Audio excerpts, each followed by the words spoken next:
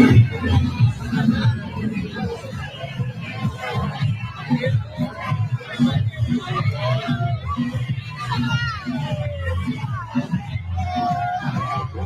stopping everybody that's on this bus. Look.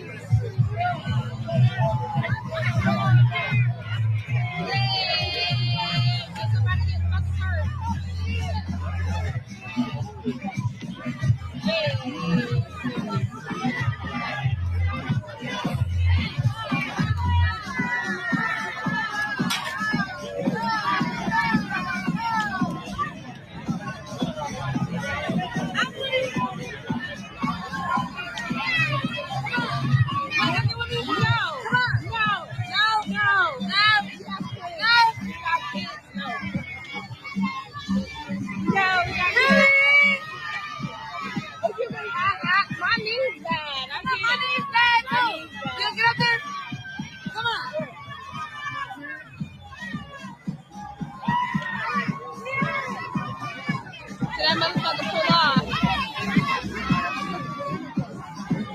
Gonna ruin these people there.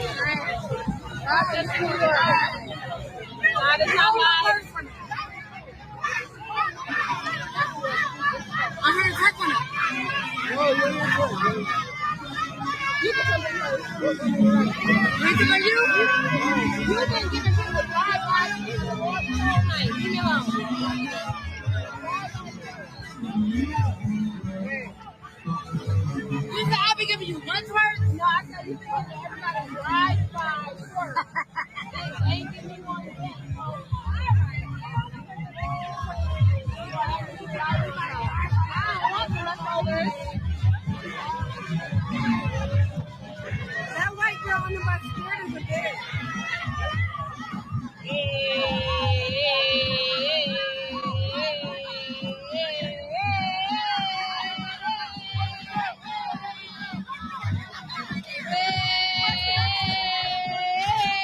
Go ahead, get up there. I gave you one. I want to get up there. Let's up there and park, man.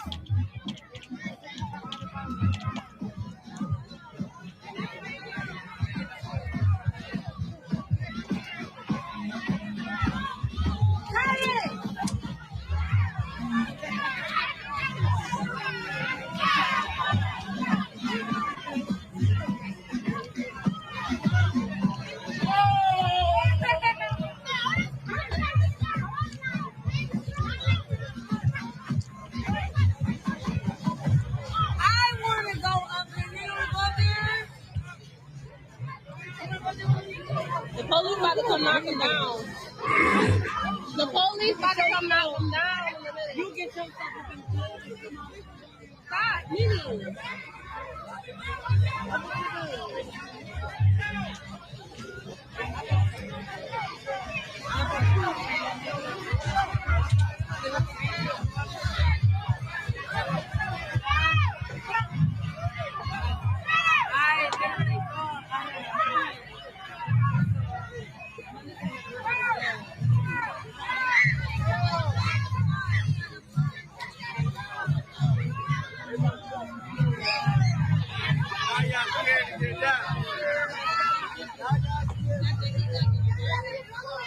I think they throwing tear gas.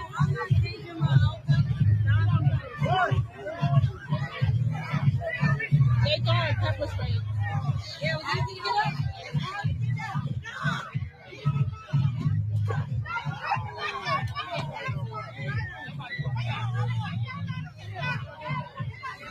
Bust they shit. Why would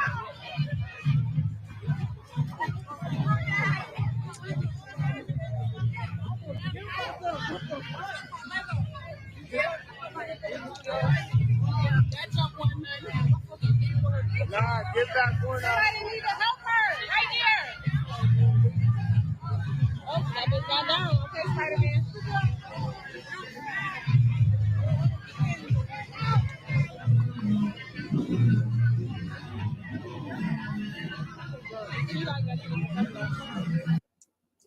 Yep. Yeah, that happened right here near Rochester where I live. 20, 25 minutes from me. That's what's happening. And that we're paying for that because that's part of a service we're paying taxes for. The fares are cheaper there on the bus. They aren't totally free like they want to do in New York City and that kind of stuff. But it's ridiculous. It's absolutely ridiculous. All right, so guess what's what they're going to do in D.C. tonight? They're going to protest and riot. Watch this. He asked us to take to the streets and to get people united to stop this. So anybody who wants to march, refuse fascism is marching. And we're calling you back into the streets at 5 p.m. tonight at Newsroom Circle. Spread the word. Now these commies are the ones that are saying refuse fascists and Marxists. They are the commies. 5 p.m. tonight, Newsroom Circle. We are taking to the streets of D.C. because it is true fascism that has to be stopped. They're going to get violent. And a fascist takeover of D.C. It is time to unite, not to fight each other the way they want us to do. And it is time to get people into the streets, to get people into the streets to stop fascism. It's not just about what. And that's why my friend Peggy D is saying this. Hey everybody, how you doing? It's Peggy D. I just want to come on really quick and just say it's a hot one out here today. Oh my God, it's hot again. She lives in New York City. Yo, did you see President Trump's press conference? The military is on the way. He's taking over D.C. Thank God. Thank you, President Trump. If you're ever listening to anything, I think that you are. We sounded the alarm in D.C. I mean, D.C. has been out of control. But as of late, you people on X, y'all need to get with what's going on. President Trump knows what's going on. The crime is exploded here. A lot of you know about it. And I did a whole big thing, a red man, and a whole bunch of people. We're talking about the child abductions that's been happening in Washington, D.C. There's a lot of children missing. Hey, Tammy. A lot of them missing. The first one was at Rochester, New York. It was like 30, 25. I mean, that's really, really crazy. It's because of the open borders. The second one and all of the criminals and traffickers that we have over here. And this is Peggy D all over across City. the U.S. It's really, I'm in New York. I mean, there was another shooting in Times Square. People are pushing people off trains. Let me talk about fucking Hochul in another video and her little pandering that she's doing reference to Malcolm X. That's a separate thing. Hochul's made a thing, signed a law that all the buses in New York State for school buses all have to be electric. That's not going to work in New York. Can you imagine in the middle of the winter? Those things aren't even going to move more than 100 yards. I'm going to come on here. I'll do that no later less because heat, the damn that things. is a noteworthy thing that I have to talk to you about. But nevertheless, President Trump, we need the military has been the only way. A place that has, maybe 50 to 100 buses in some of these school districts. How in the hell are they going to charge all those overnight? They're talking about collaboration. Well, why didn't you do the shit in the first place? Why didn't you do it in the first place? So the military is the only way. These people do not want us to live. They hate us. They want us to die. They want our children dead. They want nothing good to happen to Americans. And the people that support them out there, the ones that are being paid supporters, well, you know what? Karma is a bitch, right? And you got it. So anyway, thank you, President Trump. Let's go. Send military. I've been seeing military around here in New York.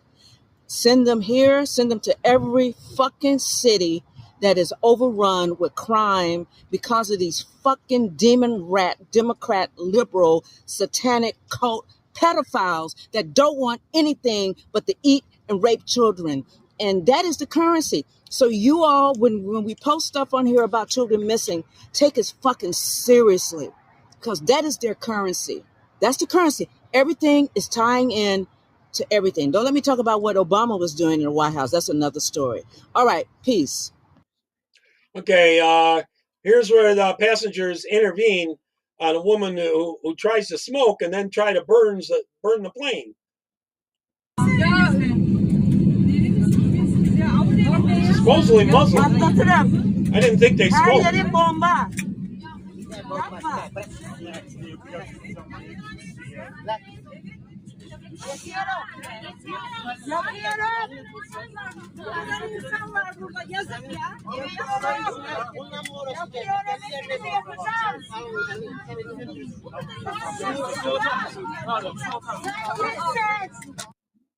Unbelievable. Here's someone that gets it on the left, that used to be on the left, has woke up and telling others. To the Democratic Party, I'm never going to forgive you guys for what y'all did to my family. Y'all terrorized black people. Y'all made my family members' life a living hell. Y'all said the party switch. I don't want to hear that shit. Who did it? What party did it? Was it the Democratic Party or the Republican Party? It was the Democratic Party. So you can't tell me, oh, the party switch and I'm just supposed to be happy about it. No.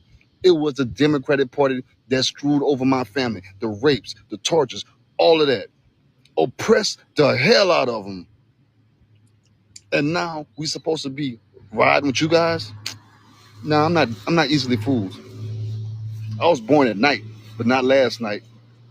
So you can let all these other black people forgive you guys and still vote with y'all and ride with y'all while y'all destroy their communities. But I'm always remember, Democrats put my family through hell. And for that, I will never forgive you or vote for you. All right, here's water-powered cars back in 1974. Watch this. Passing Rouen Cathedral, something almost literally out of Jules Verne.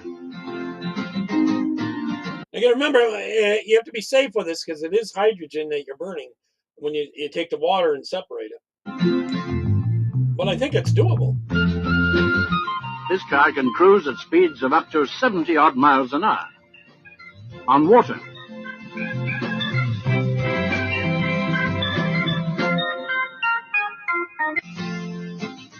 The energy factor, of course, is hydrogen, which, as any schoolboy knows, is contained in water in the ratio of 2 parts to 1 of oxygen. A formula described by Jules Verne more than 100 years ago. So what have we been waiting for?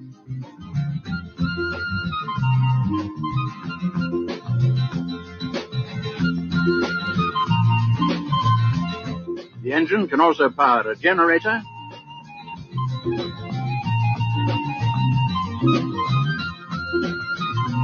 to provide light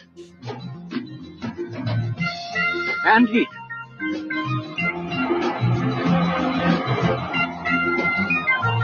And what's more, it's pollution-free.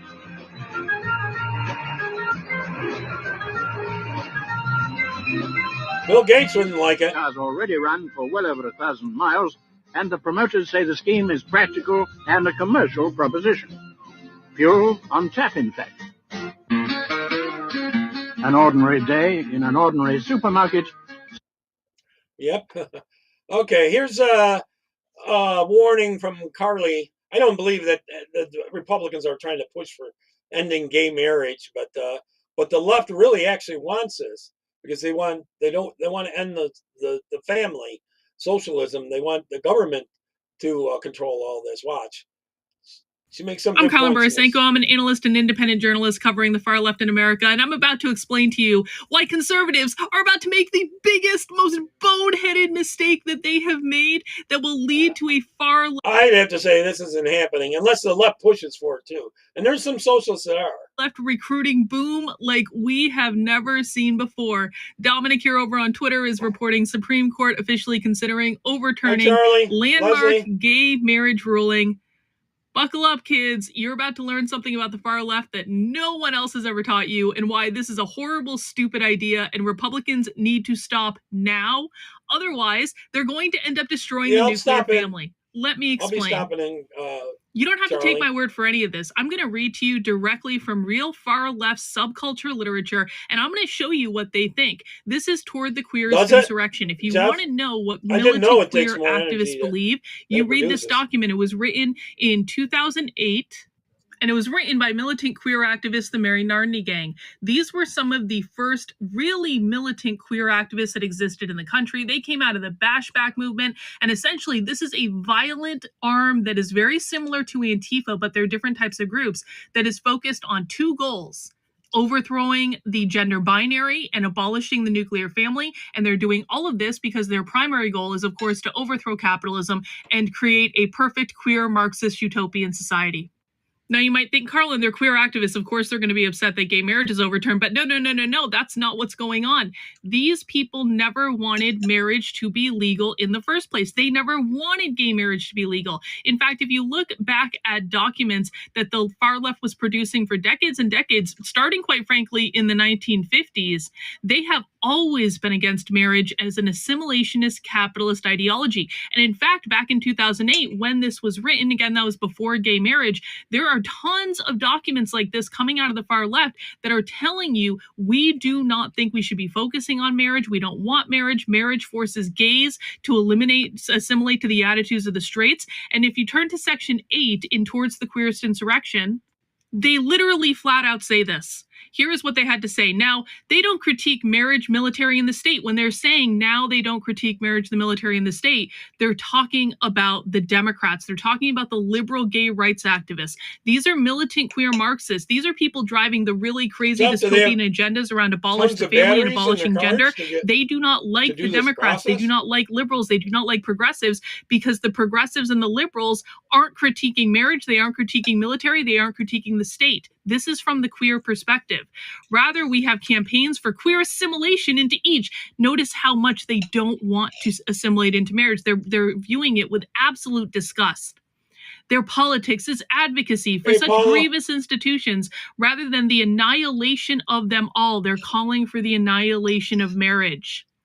Gays can kill poor people around the world as well as straight people can. Gays can hold the reins of state and capital as well as straight people. We are just like you. Assimilationists, when they say assimilationists, are gay rights activists, Democrats, liberals, progressive groups, the Human Rights Campaign, stuff like that. These people hated the Human Rights Campaign. Assimilationists want nothing less than to construct the homosexual as normal, white, monogamous, wealthy, 2.5 children, SUVs with a white picket fence. The construction, of course, reproduces the stability of heterosexual, whiteness, patriarchy, the gender binary, and capitalism itself. Capitalism is private property to them. They do not want us to have private property. They want to own all property.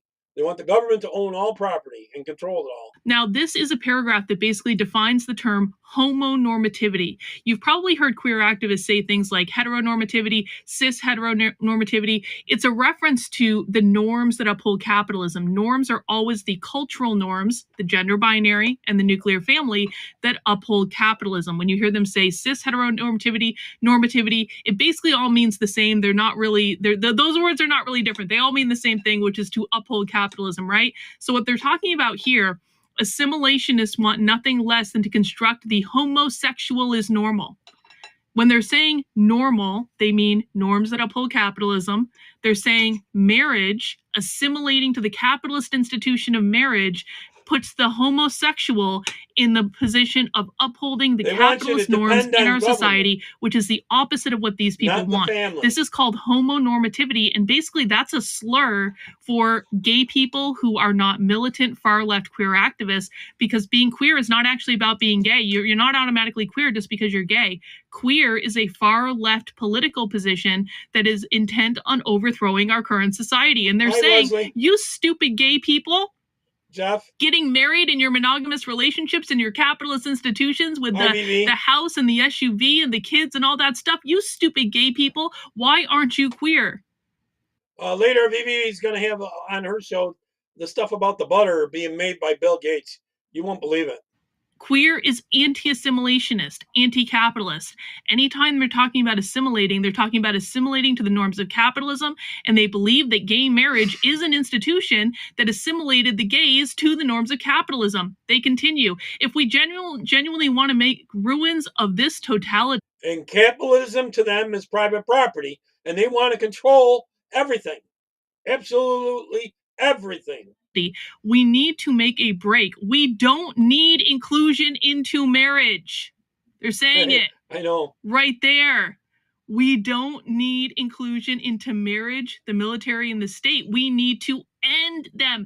They want to end gay marriage, folks. This is part of the plan. This is part of the evolution of what queer is ending gay marriage so that the normie gay people have nowhere else to go. And where do you think they're going to go? If Republicans and conservatives and Democrats, or excuse me, not Democrats in this case, if Republicans and conservatives are really intent on overthrowing marriage, overthrowing their relationships, do you think they're going to run into the loving open arms of the GOP, or do you think they're going to get more far left as a result? This is going to be the biggest recruiting boom that people that wrote this document have had in a generation. This document was written almost 20 years ago. This is going to be a new era for these people if you morons overturn gay marriage. And remember, their goal is not to have gay sex all over the place. It's not pedophilia. It's not any of that. They don't write about any of this stuff. Their goal is to abolish the gender binary and overthrow the nuclear family. The nuclear family is the target. And when you overturn gay marriage, you are turning the people that were actually assimilating into that institution. You are sending them right back into the loving arms of the radical revolutionary far left, and they're going to take them, man, because they're excited about this. They never wanted gay marriage to be legalized in the first place. If we genuinely want to make ruins of this totality, we need to make a break. We don't need inclusion into marriage, the military, and the state. We need to end them. No more gay politicians, CEOs, and cops. We need to swiftly and immediately articulate a wide gulf between the politics of assimilation and the struggle for liberation. Liberation means to free oneself from the oppressive nature of capitalism. And then on the next page, that means government run. They say this: we need to rediscover our riotous inheritance as queer anarchists. We need to destroy the conditions of normalcy and create instead a position based in our alienation from this normalcy and one capable of dismantling it. We must use these positions to instigate breaks. They want no USA at all whatsoever. Not just from assimilationist mainstream, but from capitalism itself. These positions can become tools of a social force ready to create a complete rupture of the world. They will use the overturning of gay marriage to literally create a complete rupture. Create a complete rupture in this world. That is the goal, guys. And don't think they won't do it. If you don't believe me, just go find the document on the internet. It is freely available. It is Toward the Queerest Insurrection. This is a document that I've covered in my work over on my Substack, which is Carlyn, KARLYN.substack.com. Just click on the book club link in the top for the Counter-Revolutionary Book Club, and you can find a full reading and interpretation, right? Because they don't understand. Queer activists never wanted it legalized in the first place. And I'm sorry, guys, you might not like gay people, and I personally don't care if people are gay. It's none of my business. But like, you might not personally like them, but I would much rather have a normie gay couple in a gay marriage than I would rather have a queer anarchist trying to overthrow the entire institution of capitalism. One is a bigger problem than the others. Normie gay people just wanted to be able to get married and visit their partner in the hospital and get insurance and all that stuff. That's all they wanted. And after gay marriage was legalized, queer Marxists took over all of the organizing institutions, which is why everything got so crazy and trans and non-binary and stuff like that. If you want more breakdowns of the far left, you can always visit me on my Substack. That is Carlyn, KARLYN.substack.com, and find me streaming on YouTube. Judge Janine Pirro. Hi, everyone. It's Judge Janine. In case you don't know or recognize the background, I'm at the White House. I just met with the president. We talked about crime in the nation's capital.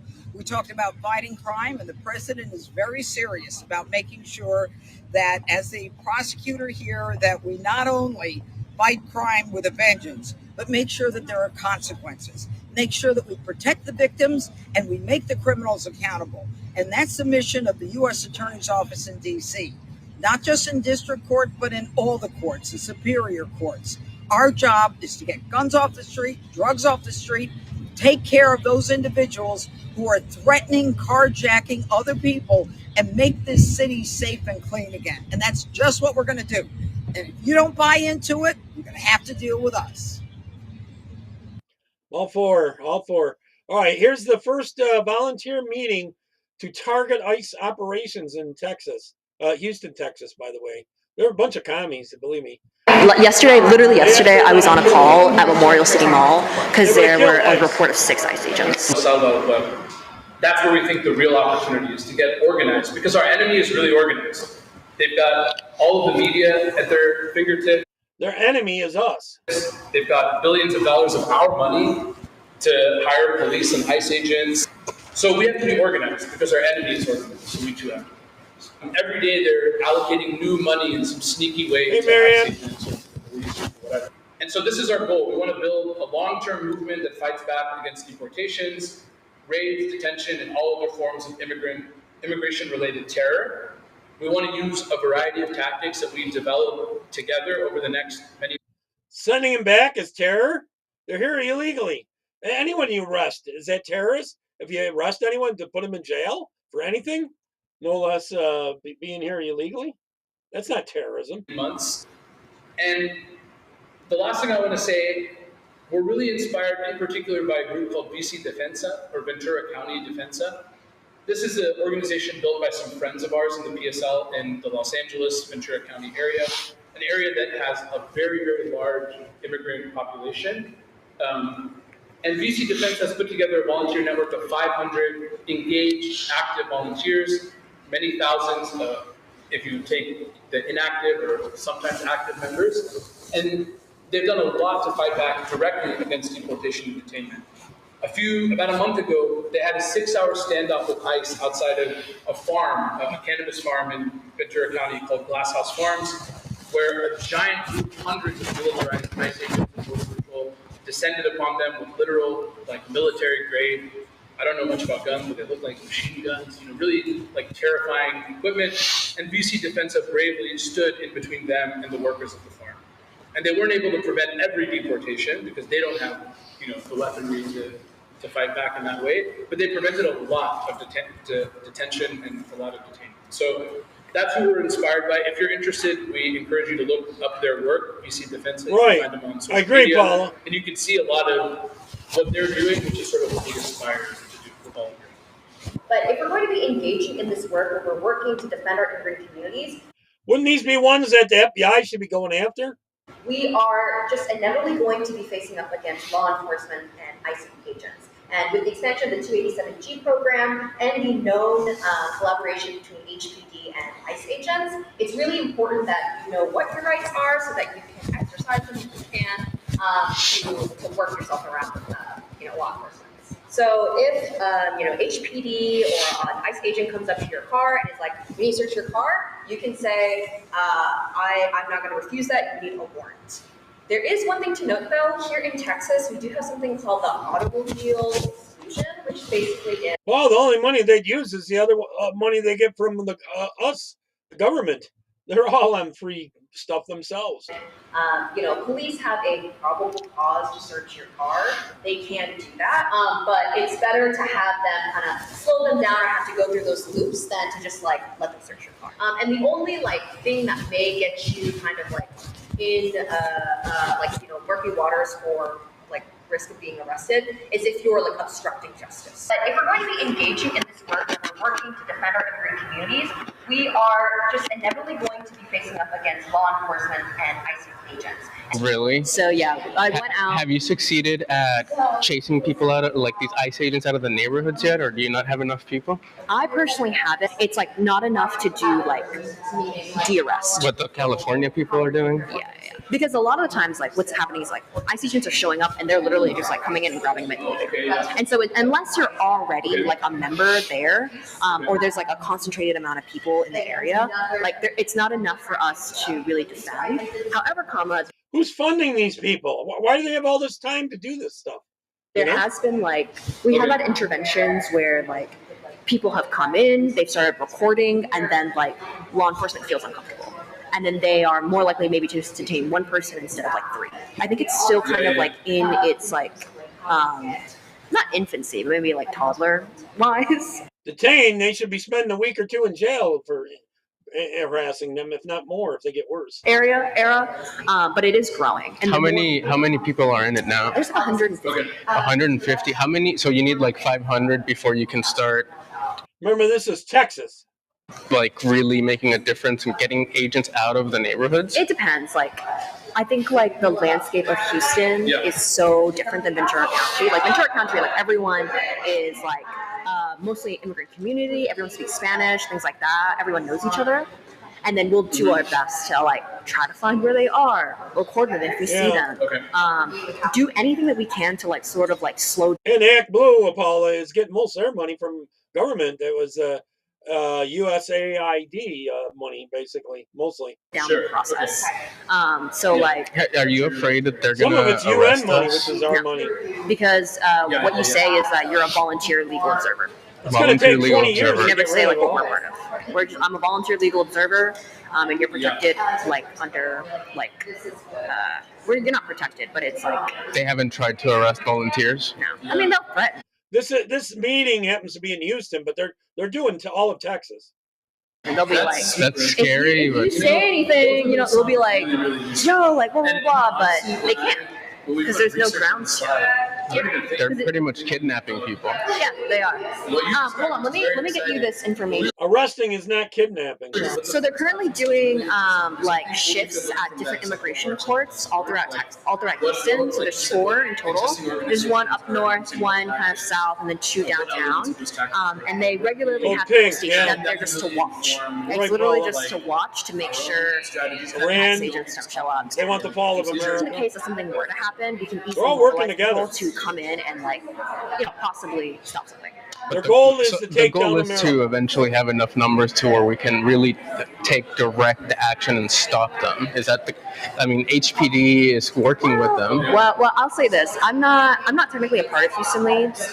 I certainly would say that like the immigrant group volunteers that we're trying to build, that can be one of our tactics. But like it's like the range of tactics. There's a range of tactics, yeah. And like I think Leads, like when I attended their training, they kind of have like a hands-off approach where they're like, you can do whatever you want as a person. If you want to do that, you can. But like because I think they don't want the liability. Pretty much. But like that's what I'm excited for like this next part because we can discuss more actively like the sort of tactics that we actually want to employ. So if people really do want to like do de-arrests, they want socialism so bad. Then like that's something that we can like find training to do. And they see but it is growing. And how many people are in it now? There's 150. Okay, 150. How many? So you need like 500 before you can start like really making a difference. Do anything that we can to like sort of like slow down the process. Okay. So like, are you afraid that they're gonna arrest us? No, because what we say is that you're a volunteer legal observer. Volunteer legal observer. We never say like what we're part of. I'm a volunteer legal observer. And you're protected. Gregory, they're probably connected because this meeting was in Houston, Texas. Network. In Ventura County, California, our friends have built a volunteer network of 500 active and engaged volunteers that chase ICE out of their neighborhoods. And we want to do the same. What do you do? Hi, so we're here for Houston Leads, and this is basically a coalition of different nonprofit organizations and also different individual members as well. Often paid but with our tax dollars. And we focus on a wide range of different social justice issues. Currently, we have been focusing more on like the immigration crisis that's been going on, especially in Houston. So what we've been working on is an actual Scouts program that is like a call to action and a response team where basically it's a large group of us that whenever there's an ICE sighting, whenever there is an incident, we, put it in a group chat and like we make sure that someone is present so they can take notes. They can help give, legal information as well. We help with that as well. So that's been lawyers in the group. So yes, we do have part of our coalition do have lawyers that. Man, the left is well organized. I tell you that pretty well. All right, this is about how money interests influence the newsrooms and what there's reporting by Cheryl Attkisson. When you're reporting today off the narrative, part of the strategy of those who don't want you to know the facts that they want to hide is to label you a partisan, hoping that it peels off at least 50% of the audience. And it is somewhat effective if they can get people to see everything through a political lens, even when it's not political, then they're ahead of the game. Cheryl Attkisson is a 5-time Emmy Award-winning investigative journalist and host of Full Measure. When it comes to health, our government has been guilty of making policy based on narratives that it wants to push, which ultimately I think are driven by money interests rather than by facts and statistics For years, she's been Right, tracking Gregory. the rise of censorship, biased fact-checkers, and narrative-enforcing journalism. How does she see things today and the release of the new documents on the Trump-Russia investigation? Will Robert F. Kennedy Jr. and the Trump administration be able to fulfill their campaign promises to reform the various health-related agencies? They have a million ways to slow walk and to stop and to controversialize and to leak to try to make things not happen. So that's the thing they're up against. This is American Thought Leaders, and I'm Yanya Kellick. Can't possibly, even if they were to try to contradict some of the Hunter Biden story that was in the New York Post, they certainly have no more credibility than the New York Post, who presumably has been working on the story longer. And neither do the one-sided experts they may consult who would tell them that that story is not true. They weren't in the room. They weren't in a position to verify or not verify emails. But you go back to the Russia-Trump collusion story, which turned out to be, as we all know, and even as Trump's enemies working on the Mueller team acknowledged, there was no evidence of any American working with Russia or colluding with Russia in 2016. And how many stories do we still have, and did we have at the time, forwarded uncritically by the press, without counterpoints, without evidence, as they like to say, but they didn't say it was without evidence, as if true, anonymous sources presenting false information, presumed to be true, no counterpoints. I mean, this was the classic way that you cannot, as a journalist, legitimately cover a news story, and we did it for years. So, given everything we know now, almost 5 years on, what's your reaction to what you just said? I think it was exactly right. And it was pretty easy to see if you look at it as a continuum that began in the 2016 time period, 2015, really, with the election of President Trump in his first term, how the media and coverage evolved, the fact checks, the fake information during his first term, how that fired up during COVID. And as we approach the second election for his second term, I think all that just fits in very nicely. And unfortunately, although that all proved to be true, we haven't really seen a reversal of those tactics. Maybe more public recognition that those are going on, but not a reversal by those who are trying to use them. Well, let's talk about one thing that struck me about that, which is that we already knew 5 years ago, just a little shy of 5 years ago, that this Trump-Russia collusion story was false. And we knew that broadly, yet even as we speak, new documents are being declassified and unearthed. Yeah, I think that there is probably valuable evidence to be found in the annals of all of the intelligence reviews and the information that we weren't able to see in emails and so on. But the notion that this is some new discovery kind of strikes me as a little odd, because we were talking about this years ago. I think it was well proven with documentation we had at the time, almost contemporaneously, that the Russia thing was a hoax.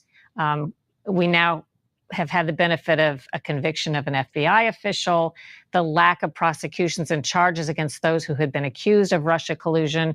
I don't think anybody was charged with having an illegal involvement with Russia in the end. There were people charged for other things.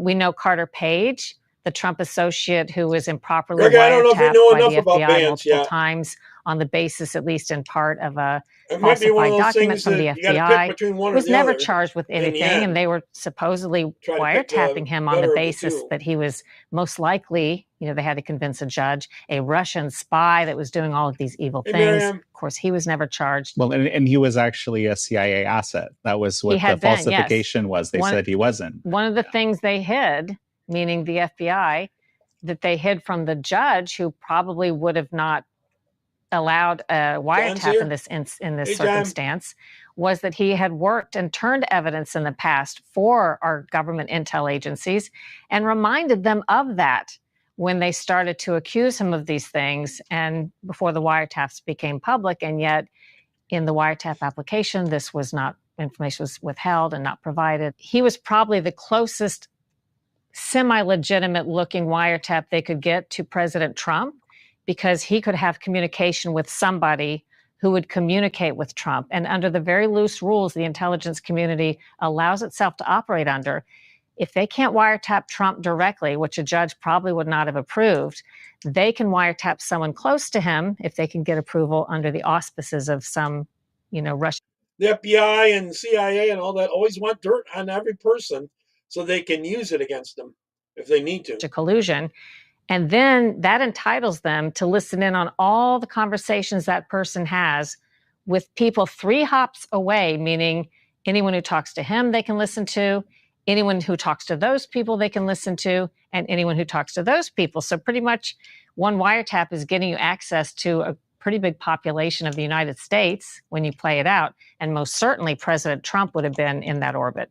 So one thing also that strikes me, in your book Slanted, you talk about the narrative, and I'm going to get you to explain to me again what the narrative is as you looked at it back then.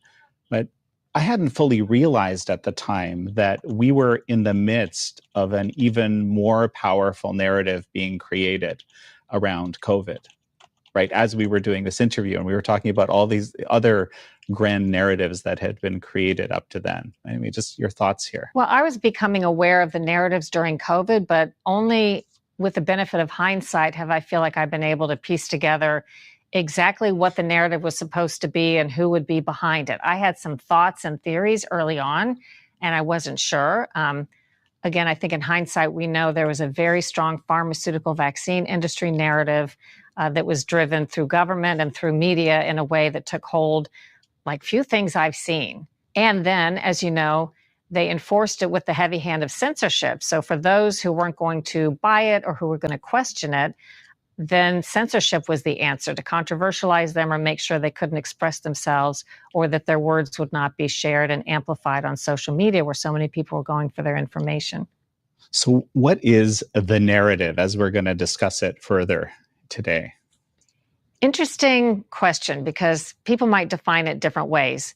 A narrative, I would say, is a story that an interest wants to get across, maybe to the exclusion of alternative or competing parts of the story.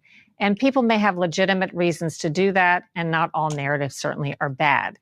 But what we've seen, how it's being used in the media, and what I saw at CBS News when I first started to hear this word and apply it to what was happening to me, is that entities on the outside with vested interests, typically money interests, quite frankly, in enforcing or furthering certain narratives, have ways to get, under the tent in newsrooms and amid information platforms where they can put out narratives to the exclusion of everything else. And too often we saw in recent years untrue narratives, a story about something that is not only just not complete or maybe pushing towards something that they're advocating for, but is completely false in nature that you're not entitled to question.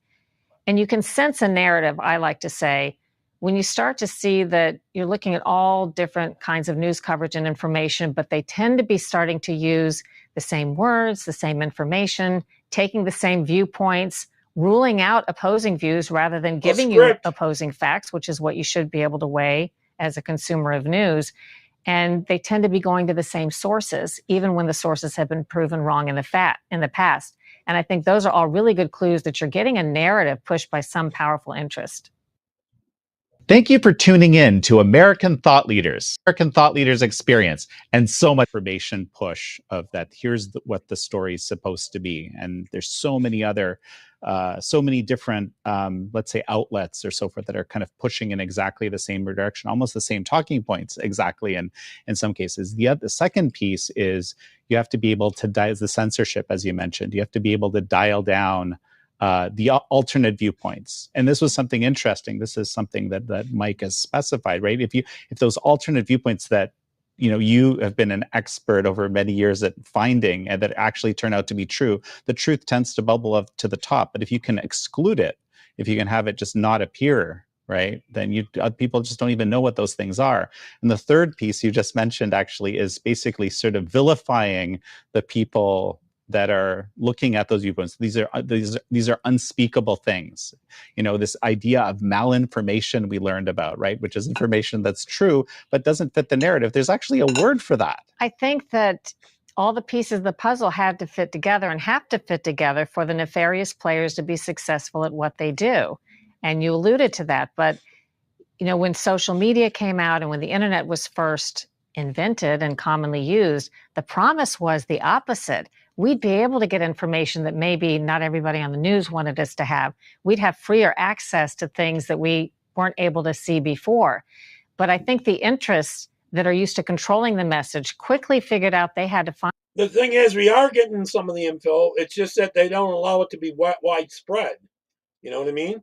Little bits of it are getting out, and that's a problem to them. They want to totally shut it down, like the year 1984. Find a way to control that entity, meaning the internet and social media, and they did. I don't know if people remember, because it's now just so far in the distant past of our memories. Social media and the internet was all about not censoring. It was all about freedom. This was going to be the way that we kept, freedom as Americans, and a whole new world was going to be opened up to us.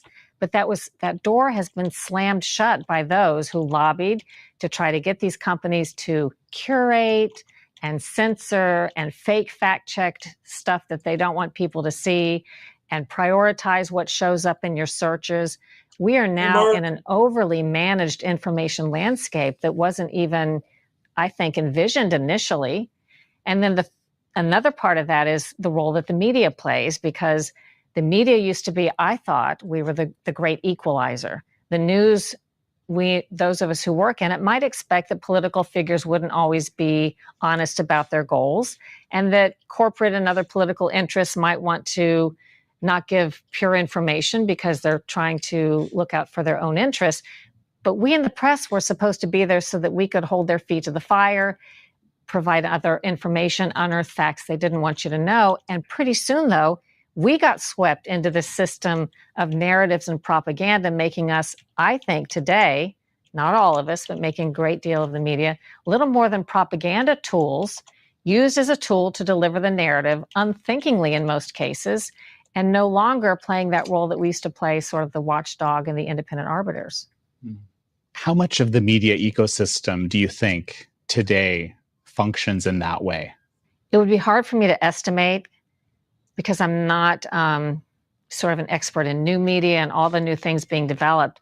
Among the traditional media, I would say that's a large percentage that has been co-opted and transformed into what I would say is more of a tool, not just to deliver narratives, but have you noticed, I noticed this maybe about a decade ago, the major publications, the print publications and on the national level and the networks, they're reporting news for each other many times. They're reporting inside political baseball that fights with one another. Maybe one political actor will say some inside baseball story in the Washington Post, and pretty soon there's a response from someone you never heard of, or people out there never heard of, but they're answering back in the New York Times. And these are all billed as exclusives and very important stories that don't matter at all to people who live outside of New York and Washington, D.C. But that's turning into a lot of our coverage today. The way the new model of the traditional media just looks nothing like what the old model was.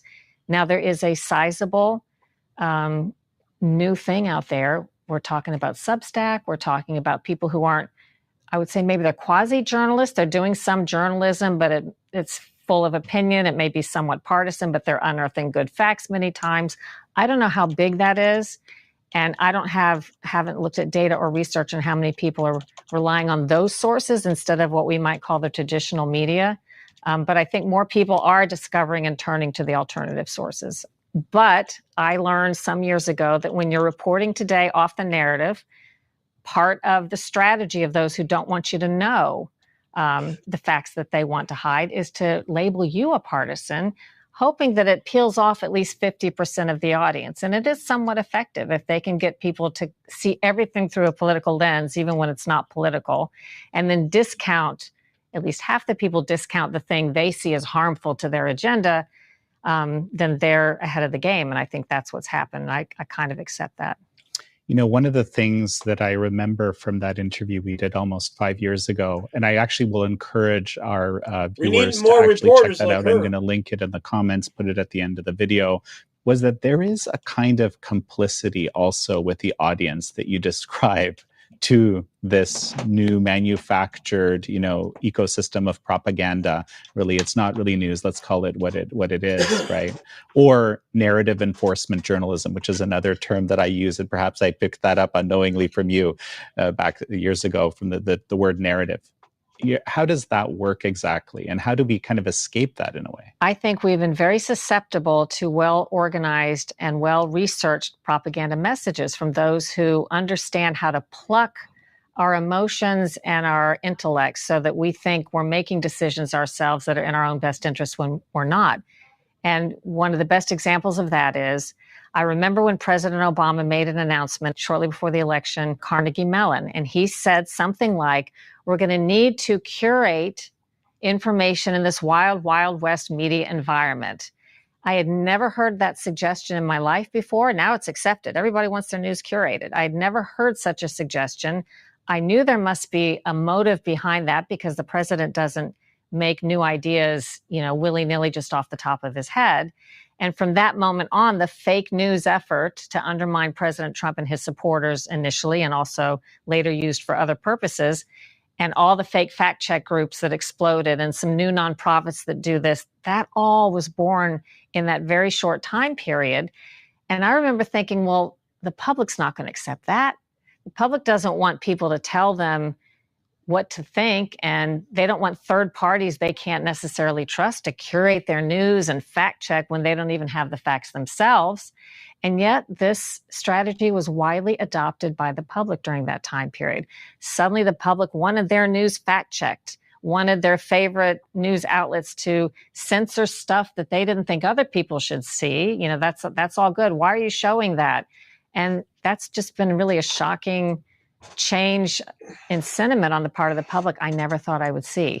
I'll call myself, and the general public are complicit in allowing this to happen by not demanding that social media and the news not curate our information. We should be demanding that it be kept as open as possible, but for that, in my opinion, which is illegal, everything else we should be able to access. And I think my answer to the question of what to do would be, if you want to opt into a curating function and you trust those who are going to curate your information, by all means opt in. But I think there should be a default where you're opted out or you're not having your information curated in many times in unseen ways that aren't transparent. Well, and at some level, you kind of have to, because there's so much information out there. Like, I know people that come to us because they know that, well, our content ages well, let's say, right? And we're a little bit careful, sometimes a little bit slower. I would agree with that. The other piece, which we've discovered since that time when we talked about Slanted, is just how much actual government money went into kind of supporting this censorship industrial complex, as it's been called, right? I think this is one of the dangers that maybe our forefathers and some others who've argued for limited government have seen. One of the problems when government grows so large, their tentacles can be put into every aspect of our lives in ways that we often don't know about with our money, by the way. So sort of tacitly with our blessing, even if we're not overtly giving it. And there's hardly a way to think of to stop it, because every agency has the ability to reach out and do things that we can't know about in real time to influence us. It'd be hard to stop all of them at once, even if we wanted to try. The funding is there to do the things to accomplish the agendas they want. The government is so now intertwined and mixed in with the interests of money interests that we don't know about. So they're doing the bidding or they're consulting with them to make these decisions, to fund these goals, to put out the narratives or the propaganda. And it's really hard to see there's a benefit to us when government becomes so big and pervasive. I will also say something as simple as when people didn't think the government should mandate vaccines or COVID vaccinations, there was no way to get around it, because once the government says, well, everyone who does business with the government or contracts with the government is beholden to the standard, it's gotten to be that's everybody. Almost every university or college takes tax benefits or has something to do with the government. And in that way, the government can reach into private industry, which you would like to think would at least somehow be separate or protected from government. But it's just not anymore, because government's grown so big. Let's roll a clip when we talked about the COVID narrative. In 10 years, we might be past the point of no return. I don't think you're meaning to be alarmist, but you're saying things are heading in this direction where there just isn't a lot of news anymore. And it seems to, I don't know if you agree, it seems to be accelerating in that direction. What do you see? And this is appears a bit, and I think in the conclusion of your book, but what do you see as the path forward to try to I don't get back to straight up journalism, frankly, and let people make up their own minds. Well, I think people should definitely keep speaking about it. Don't quiet down and just accept that this is the way it is. Fight and call it out when you see it. But I think the answer, there's a lot of people working on this problem, because in the general public outside of Washington, D.C. and New York and outside of the newsrooms, the public wants regular old news again.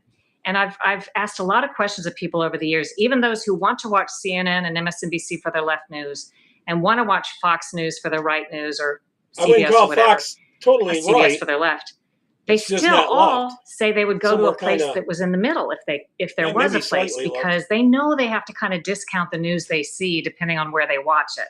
They know that if they see a certain thing, well, I know where they're coming from. And they want a place where they can go and kind of get the straight story and believe that they're getting a fact. I have to admit that I have watched some of the meltdowns of the CNN and MSNBC on election night. I kind of like that stuff. Actual representation. So there's a market for it, I believe. And a lot of people know this, and a lot of news people are trying to figure out how to make the most of that and how to make it where these big tech platforms then don't control what they're doing. So on two fronts, there are news people that are trying to develop news sources that do that very thing. And secondly, there are technical people that are working on the problem of being able to distribute news and opinion outside the platforms controlled by the big tech companies in a way that they can't deplatform you and take your opinion. I bet you everyone listening's been deplatformed somewhere at some time. I definitely have been in about 7 or 8 places, and several times on YouTube. Off and take certain scientific studies 20 out. sometimes. So I think we'll have a breakthrough because there's smart people working on the problem. I'm not smart enough to know technically what form that'll take, but I'd like to think we'll go down that road.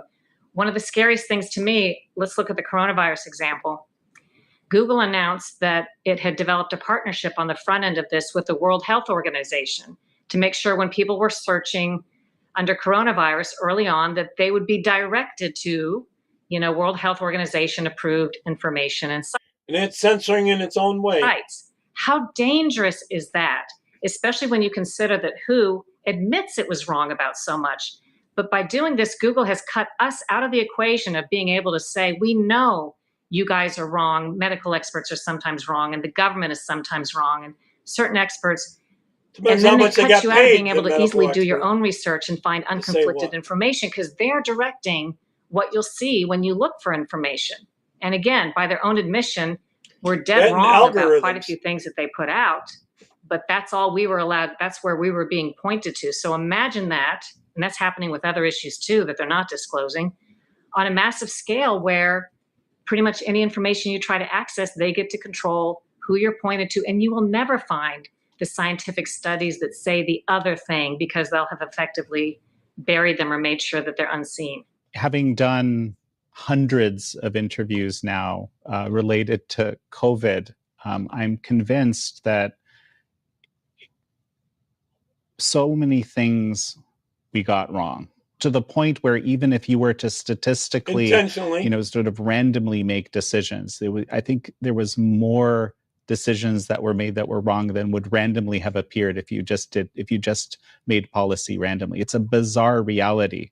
And I think this whole situation of censorship and dialing up certain narratives, dialing down certain narratives, making certain ideas, basically unthinkable, unspeakable, Lord Voldemort type things. The combination of that led to this really bizarre reality where we just did so many things wrong. Indeed. And I think, like you say, that was more by design than by accident, because the random nature would look a lot different if it was just something that happened naturally. I point to, in my latest book, Follow the Science, I have a chapter of CDC mistakes, and I'm talking about data and statistical errors that they should never have made, this top health agency in the world. And all of them that I could find happened on one side of the equation to make COVID look more dangerous than it was, to make it look like it was worse for kids than it was and more dangerous, and or to make COVID vaccines look more necessary and effective and safer than they were. We're talking about statistical errors that go 1,000 times Hey, wrong, hands. just some horribly bad math gone wrong that happened to go Thanks for or be popping in. published at a time that was advantageous to the narrative of pushing the vaccines right before there would be a mistake saying COVID Okay, it was very wasn't a deadly mistake. for It was children intentional. that wouldn't be corrected at the time. And this was right We before didn't they let 'em get decided to away with it. recommend COVID vaccines for children. I don't think those are coincidences because, as you said, there are too many of them going one way.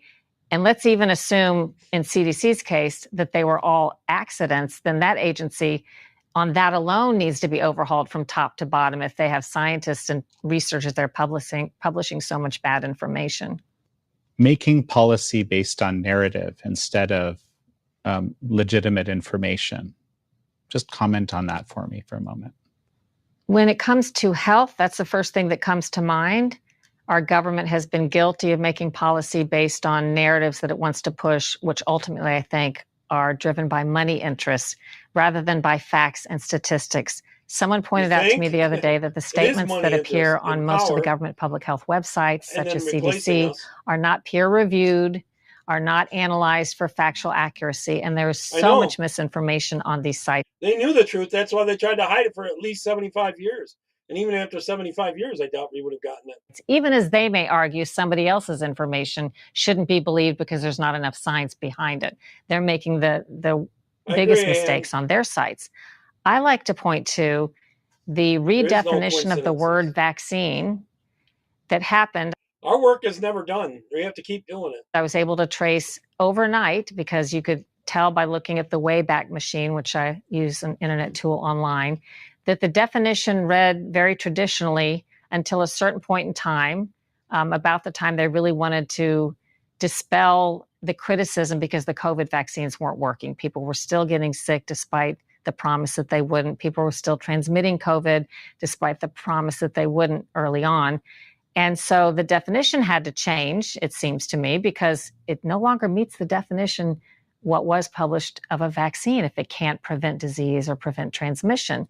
So overnight, you can see one date it said one thing, and the next date, the definition of COVID now fits, COVID vaccine, this thing everybody's taking that doesn't really work in terms of a traditional vaccine. It now says it just acts on the immunity. It's very vague and general. It doesn't say it has to prevent the disease. It doesn't say it has to prevent transmission.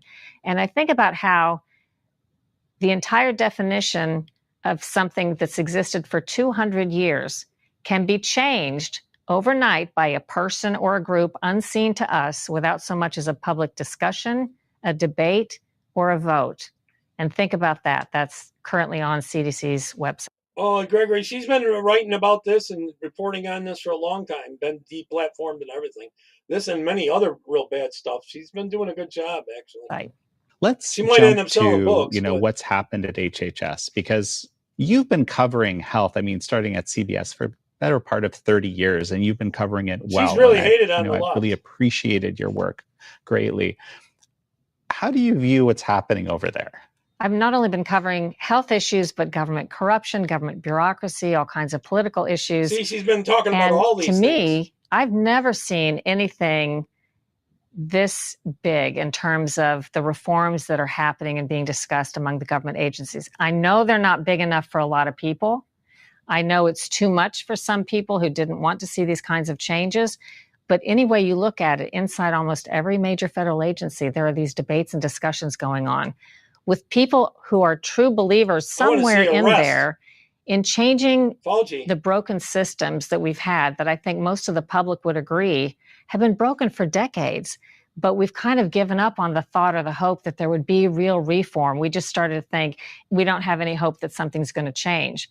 It's not always going to be pretty, but just what we've seen so far, I never thought I would see some of these types of changes in my lifetime. We're suddenly talking about the removal of artificial food dyes, which have been linked to everything from cancer to ADHD and a whole lot of other chronic disorders that we're all suffering from. There's so many toxic exposures. The notion of fluoride coming out of the water, that's something that scientists, you may hear the opposite, but the good science has said for many years is something that is supported, that it should come out of the water for health and safety reasons. And there's a dispute going on between agencies right now about that, but it is coming out of the water, and some states are acting on their own in the meantime. There is the safety of food being reformulated to get rid of some of the ultra-processed chemicals that we know for a fact test in animals and sometimes in people is very harmful, and yet have been ignored as our chronic health disease epidemics have exploded in this country. Suddenly those are being addressed. And I would say there's even been an influence of things that were untouchable topics on the news. Maybe the media still doesn't get behind Robert F. Kennedy Jr.'s position on them, but they're being discussed. And they were in the realm of censorship. You couldn't even speak of these things because they were falsely called conspiracy theories. Now they're edging their way, I think because of public pressure, as well as the administration change, into the daily discussion on the news like I've never seen them. I used to say when people asked me 20 years ago, what are the most important news issues that you see in the future? And it always came back to health things. It went from the autism epidemic to more broadly, the chronic health disease epidemic happening in this country. I said that 15 years ago. That was almost never being addressed in any meaningful way where there would be action, but for the chance to treat us with expensive treatments, was almost never addressed by our political figures. It was not an election issue, and the public was demanding it. So this is a big change that this is now all on the table. You know, a few months ago, I think most people had never heard of ACIP, for example. You know, maybe briefly tell me what that is, and it's been, you know, basically completely replaced.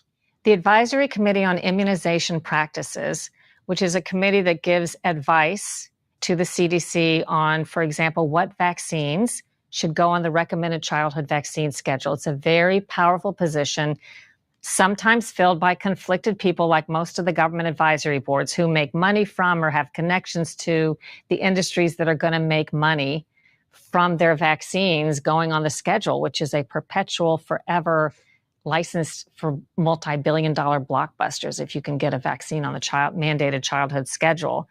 So arguably, this panel's done a poor job for decades. I think many parents and many public observers think that. They haven't done a good job in understanding or even looking at the total impact of the vaccine schedule as it's expanded from a few recommended vaccines to something like 72 doses for children today with no studies on the cumulative impact. So if you want to say that's okay, let's at least make that on the basis of good hard science so that you can assure parents this is a good risk for your child to take for the benefit. That hasn't been done. They've made study decisions contrary to science. One of these advisory committees, and I'm trying to remember if it was ACIP, that one or a similar one, signed off on and put out false information that I flagged on the COVID vaccine, falsely claiming that the early studies showed COVID vaccine was effective for people who'd already had COVID. In other words, even if you've had COVID, get it, as if the natural immunity didn't matter. That was not said or found by the studies, quite the opposite early on. And yet this false information was being pushed out, signed off by all the committee members who either didn't read the studies like I did, or read it and signed the false information. Either way, that's grounds to fire all of them, in my view. And CDC stood behind and refused to correct this information, even though it was flagged by a member of Congress for a matter of weeks and weeks. And even when they were forced to correct it on the website, there's a lot of false information on the government websites, they did the correction in such a way that was hard to understand that they'd made a mistake, and it tended to sort of aim people toward the misinformation even after the correction. So a clean sweep of these people who've been working in this corrupt system that puts out misinformation and disinformation, I think is called for, and a positive development. But obviously those who wanted the status quo and who think things have worked very well for them the past few decades, if not for the American public, they don't like this clean sweep or this idea that all of these things are going to be reformed, or that the childhood vaccination schedule is going to get an examination like it's probably never had before for the first time under this administration. In the 30 years that you've been looking at government bureaucracy and, you know, health more broadly, as a journalist, how common is this level of change? I've never seen anything like it. When change has been discussed, it's very small. It's within the realm of what the bureaucracy wants and accepts for you to talk about. Citizen petitions are filed to remove bad things from food. It's coming from the bottom up instead of the top down for some reason. Those petitions languish for years.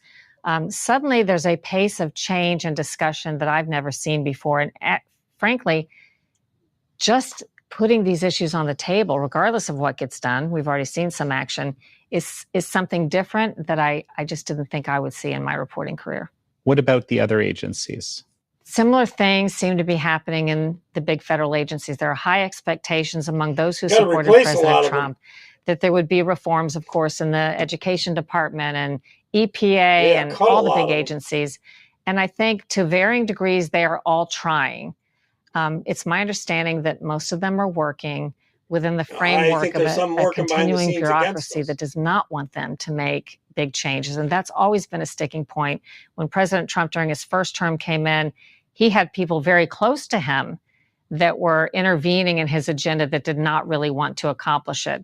Now it seems to me he's got more people at the upper levels who are like-minded, but there still remains within these government agencies the persistent bureaucracies that have existed for decades who don't want these changes to happen. And they have a million ways to slow walk and to stop and to controversialize and to leak to try to make things not happen. So that's the thing they're up against, but there are very determined people who have the experience of the first term to understand and see with clarity, more clarity, what's going on. And I think they're having better luck already with their agenda and will probably make more progress than the first term. You know, one of the areas where I have noticed some very significant progress is just in this whole realm of what they call weaponization of government.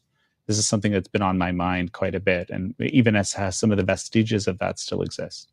I think it will be hard for this administration to go into all the corners where government has funded the third parties who fund the groups, who fund the people who start up the fact check groups, or who give money, government money to organizations that ultimately, even if they don't go directly, but fund the fake fact check groups. How to stop all of that, how to rein all of that in, and maybe a bigger job than it looks like on the surface. But I think apparently, I mean, according to the FBI director Patel and the number 2 Bongino, they are working hard on the de-weaponization of the government, which is something I think most Americans saw as a problem, particularly wherever you stand on President Trump. It's hard to deny that the government was weaponized against him in ways that were false and dishonest, because these things that were said or these efforts that were launched against him were proven to have been driven by political interests and false information.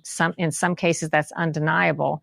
And I think that's bad for everybody. So there is an effort. I think it's harder than, 4 years is enough to find it all and dig it out, but I'm sure they're trying to make the progress they can. So, you know, in Slanted, I'm just remembering that in Slanted, you dedicated a whole chapter to the New York Times. And, I know the New York Times has published unfairly on you before.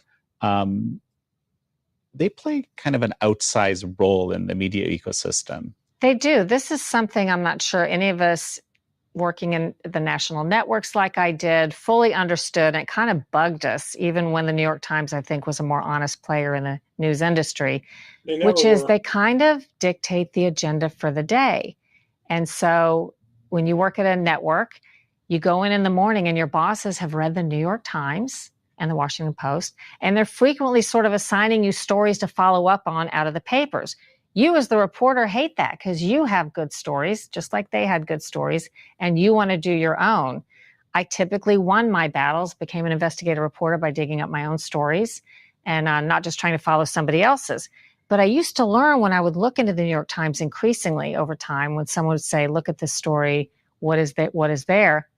I would follow up and find a lot of what they were reporting was, based on my investigation afterwards, not true. Somebody would tell me they were misquoted. People would tell me that they were not included in the story because they didn't have the right viewpoint. Facts were wrong. So I learned this pretty early on as journalists. You don't just copy other newspaper reports. But yet the New York Times is treated, for some reason, almost universally like it's the one that dictates the news of the day. One example of that is, when they publish something that's on the front page, you will sometimes, it could just be a random story that they picked and investigated. And the reason it made the news that day isn't because it made news that day. It's because the New York Times reported on it that day. But then you can watch all the networks some nights lead with that same story, as if organically everybody decided that was also their story. They got So their when they marching decided orders. to change their ethics and guidelines and rules in order to basically get Donald Trump, when Donald Trump announced he was running for president, the New York Times suspended its normal ethical guidelines to address what they said was a uniquely dangerous candidate. While everybody else followed suit, all the other media did the same thing. Well, we don't have to treat him the same way, and we don't have to be fair, and we can use unnamed sources in ways we're not normally allowed. I argued there's never a more important time to stick by your reporting standards. You have those standards so that if somebody, for example, you don't like is somebody you're covering, you still treat that person fairly and you remain honest and accurate as a journalist. But here was the New York Times saying, we're going to relieve ourselves of the obligation to be real journalists. And that was quickly followed by editorials with people saying, bravo, thank you, and other people changing their views too as to what they should have to report. And it's really never gone back fully to what it used to be. In our hiring process at Epoch Times, when we're hiring young people who are, straight out of J school and so forth, I've learned that they're actually taught these days activist journalism. And that's the part that is, I think, in a way, the most problematic. And there's so many problems with that. First of all, who cares what you think? You're a young journalist. Let's talk about those just starting. As I was just out of college, I may have thought I knew everything about something. I didn't know anything about anything. So the notion that your viewpoint, when you learn a little bit about something, is going to be the one that everybody now has to adopt and believe, and you're going to carve out your story in such a way that only that viewpoint is processed, I think that's just a huge disservice. You're not an expert. Reporters aren't experts in general in hardly anything. Now, maybe with the benefit of time and specialties, you become experts in some things, but most people aren't. And it's not up to you, in my view, to further your viewpoints or even your organization's viewpoints, and shove that down people's throats. So I mentioned earlier, the biggest special interest was the Chinese Communist Party, and it still exercises an incredible amount of influence here. I don't know how much you've thought about that. Well, I've looked at it from the economic viewpoint. As President Trump, I'm not an economic expert, but as he's announced the tariffs, it's been striking to me that the press has almost universally reported this as a bad thing, horrible for the economy, world's going to fall in. I get friends and family months ago asking me, is all this horrible stuff going to happen? And I thought, well, it's so interesting. For a couple of decades, I've been reporting with people on both sides of politics saying that we rely far too much on China for things like our critical medicines, for things like our computer chips, and that we needed to figure out ways to extricate ourselves from them, because now we're not in much of a position to do anything about their lack of cooperation on COVID-19 or whatever it may be, because we rely on them so much. So in comes President Trump with a plan to extricate ourselves to some degree from these dependencies on foreign countries, in some cases adversaries like China, and that's never mentioned in the stories. And I looked at quite a few stories. I couldn't find any in what people would call the mainstream media that said Trump is proposing these tariffs.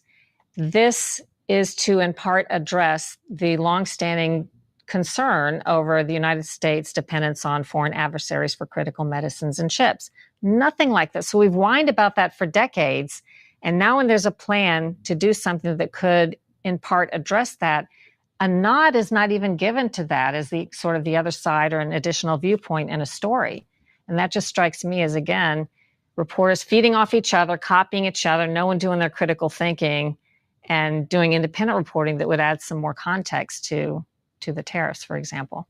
Something that I remember, and I think this was actually in your first book back in 2014, you were actually one of the first journalists that we know was actually surveilled by the intelligence community or someone, or maybe remind us of that, and where do things stand now? Before we knew the government had subpoenaed secretly records of AP reporters, before we knew they'd spied on James Rosen of Fox News, but during the same time period, I was reporting on controversies under the Obama administration, and quite frankly, other controversies. So I didn't know who would be spying on me if somebody was.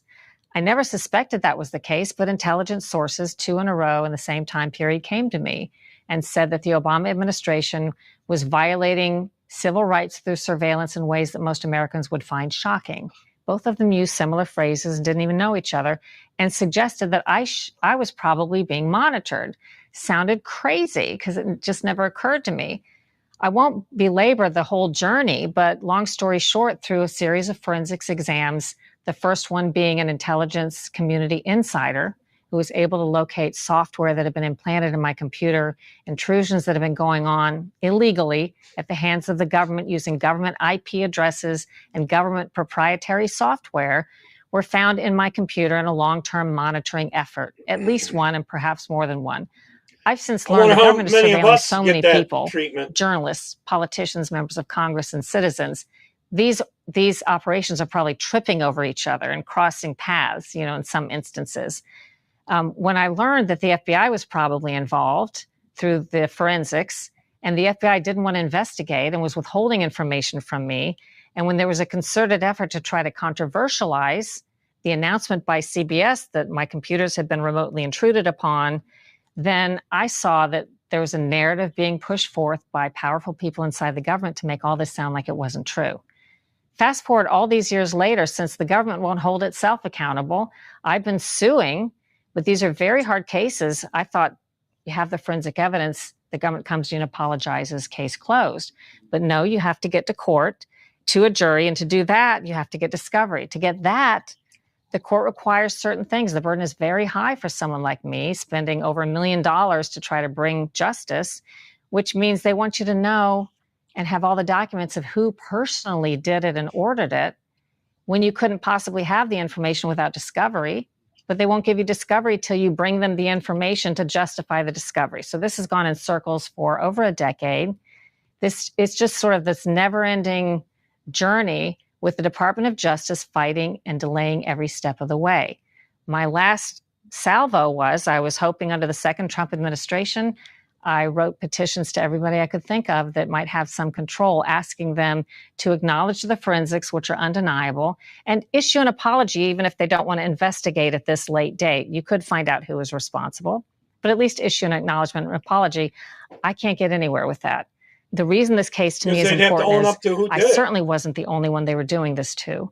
And if somebody had taken care of business back when this came to light in the 2010 time period, maybe this wouldn't have happened to other people that we know it happened to, whether it's Donald Trump or both Democrats and Republicans in Congress who've been improperly surveilled by the intelligence community, or who knows who else it's happening to today. But by never holding anybody accountable, I say we leave the door open for this to continue. There's a phenomenon that I struggle with. It's probably the thing that most keeps me up at night, as they say. And it's just that when this megaphone, as I call it, is activated, and people get locked into that mode, just irrespective of the evidence that's provided, that would say, hey, this narrative was actually false, definitively 15 times over in some cases, like with the Trump-Russia collusion. We're still talking about it, right? And there's still people discovering, oh my God, really? That's how did that ever happen? This is an important process. I try to look back and think when I became more of an independent thinker, because I know when I started out as a young journalist, I didn't think about all of these things.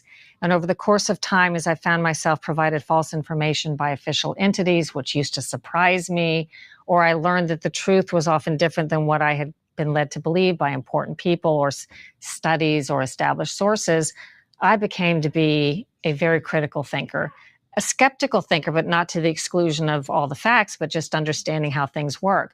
And I try to put myself in that mindset because I think that's where some people still are. Before my eyes were opened to the propaganda tools that are so effectively used against us.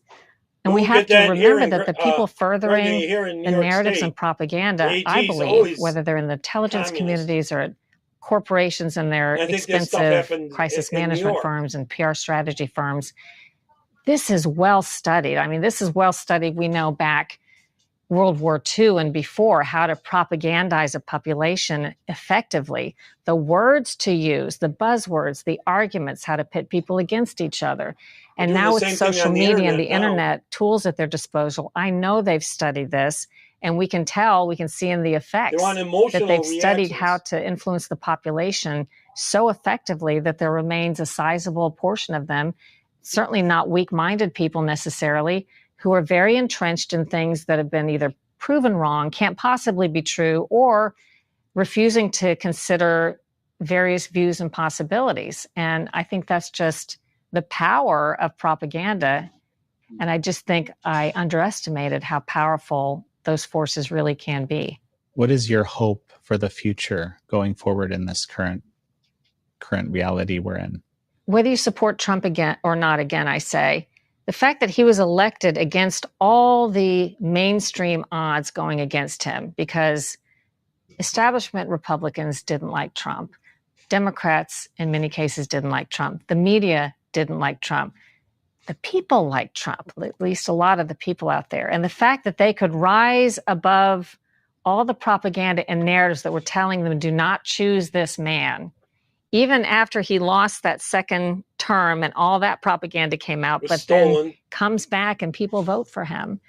That shows there is power among the people that's not simply held by government and the narrative and the propagandists, that the people are still thinking out there on their own and not just buying into what they're being fed. So that's been a positive thing.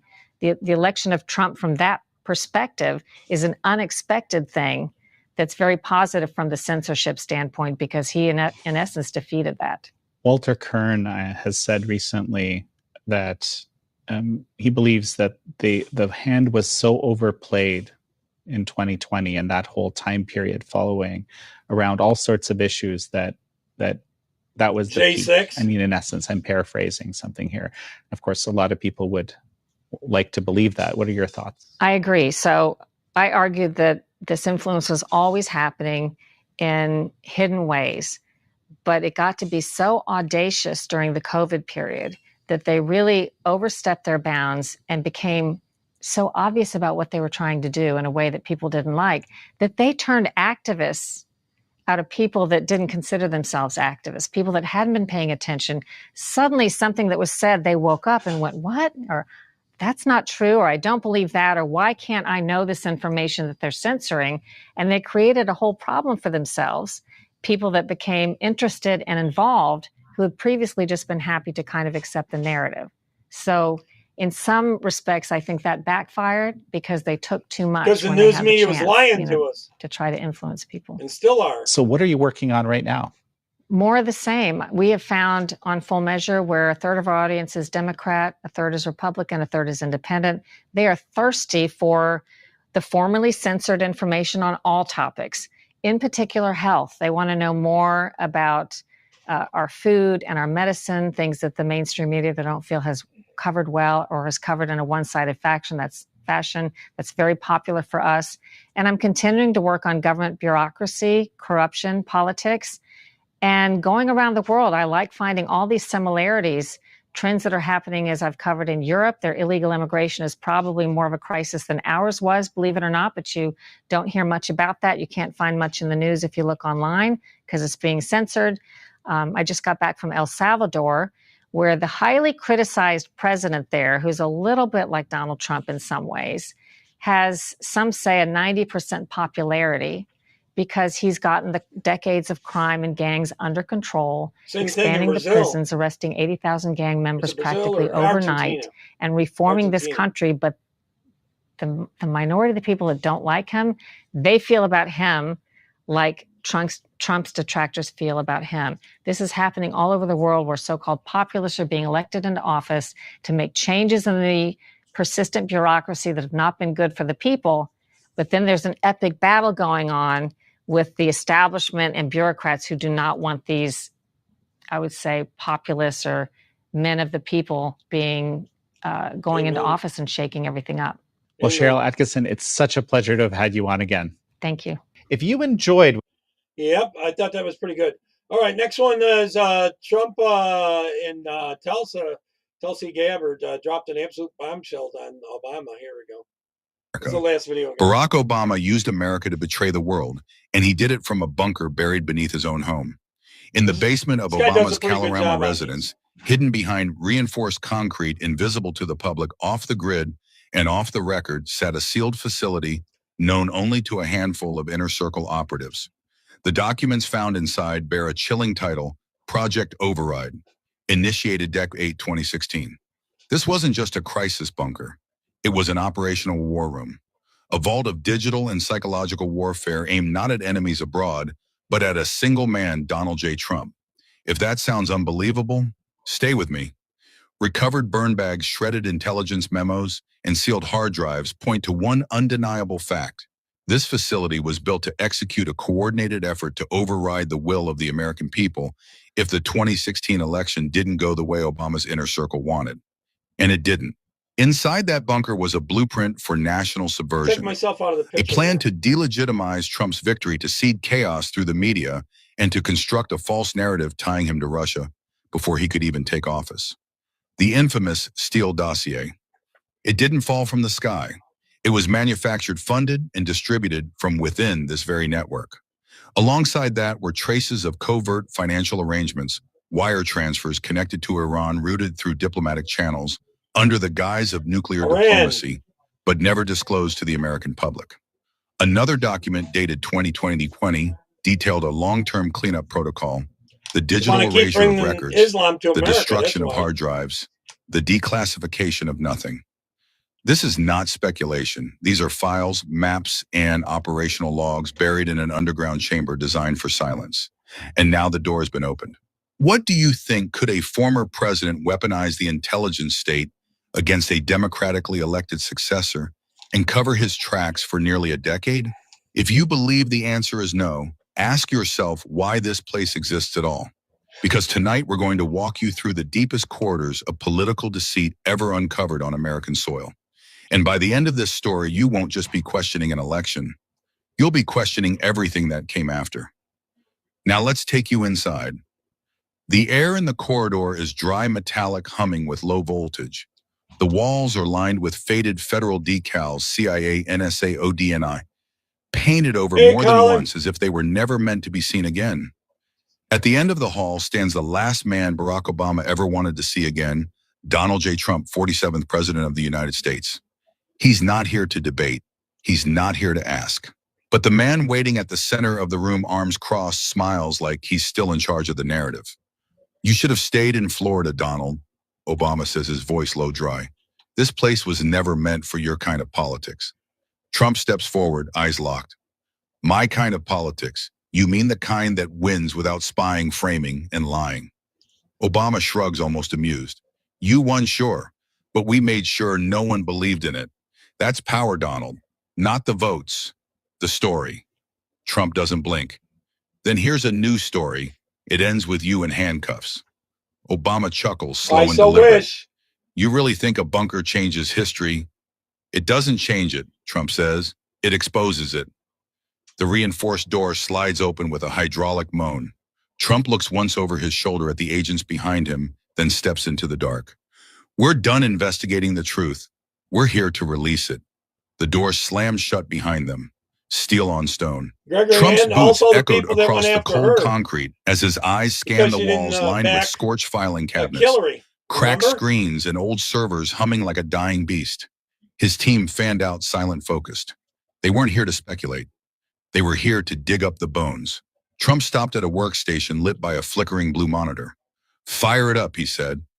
One of the agents flipped open the casing, revealing drives marked in red tape CYA DEC 2016 override core dossier sync. Another pried open a half-melted burn bag.